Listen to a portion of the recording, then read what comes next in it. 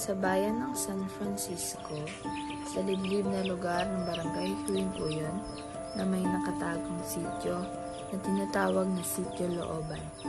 Dito nakatira si Tatay Ikot na isang magsasaka.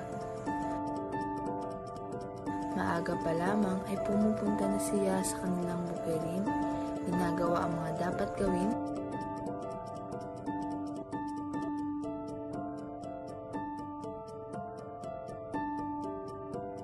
tulad ng papakain ng mga alagang isda, na kung saan ay isa rin sa kanilang pinagkukunan ng pagkain.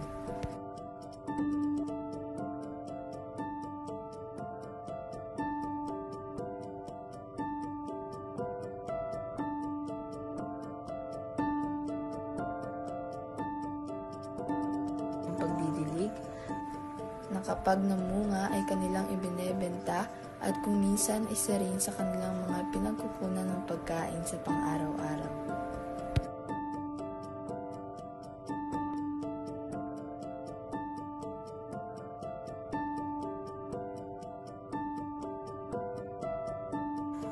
Si tatay ay walang pagod na ginagawa ito upang magkaroon ng sariling ani at mapagkukunan ng mga pangangailangan sa araw-araw.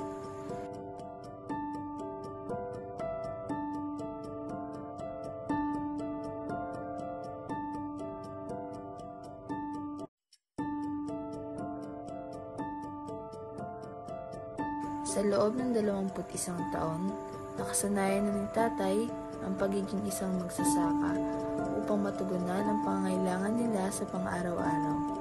Ipinapakita dito ni tatay ang kanyang dugot pawis na pagpupursigi o pagsasakripisyo ay para sa kanyang minamahal na pamilya.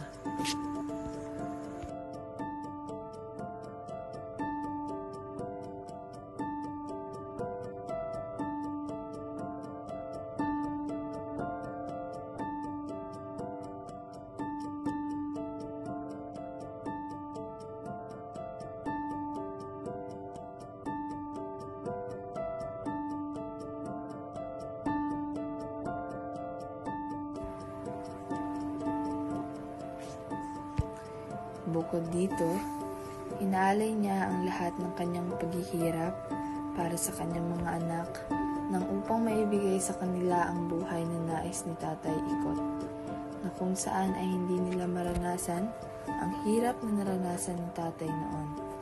Isa si tatay sa nagpapatunay na hindi lahat ng ama ay hindi kayang ibigay sa kanyang pamilya ang kanilang pangangailangan, gaano man siya kalaya o kalapit, o gaano kahirap at kabigat ang mga pinagdadaanan niya upang maibigay lamang sa kanyang pamilya ang buhay na masagana.